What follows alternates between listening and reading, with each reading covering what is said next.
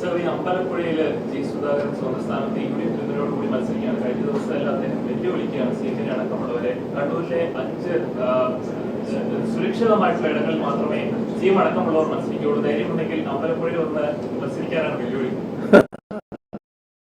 അത് ഇതുവരെ അങ്ങനെ അദ്ദേഹം പറഞ്ഞിരുന്നില്ല. ഇങ്ങോട്ട് വരണമെന്ന് ഞങ്ങളെ കൂട്ടത്തിലായിരുന്നല്ലോ അദ്ദേഹം നേരത്തെ ഉണ്ടായിരുന്നു.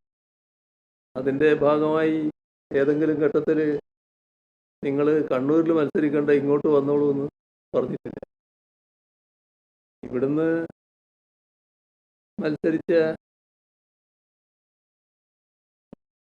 നിലയിൽ ഞങ്ങൾ നല്ല നിലയ്ക്ക് തന്നെ കഴിഞ്ഞ തവണയൊക്കെ ജയിച്ചു വരുന്നത് കണ്ടല്ലോ.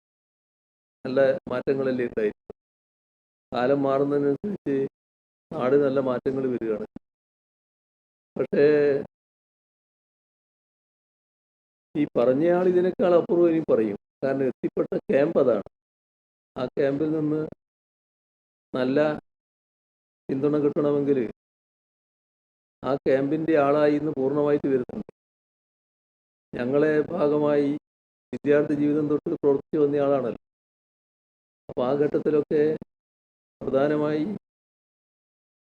എതിർക്കേണ്ടി വന്നിട്ടുള്ളത് ഇവിടെ കോൺഗ്രസിനെയാണല്ലോ. ഇപ്പോൾ കോൺഗ്രസിൻ്റെ തൊപ്പിയാണല്ലോ എടുത്ത് തലയിലിട്ടത്.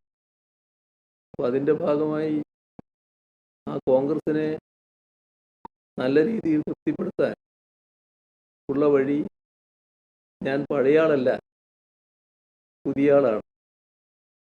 അതിൻ്റെ ഭാഗമായി പഴയതിൻ്റെ ഭാഗമായതിനെല്ലാം തള്ളിപ്പറയണം.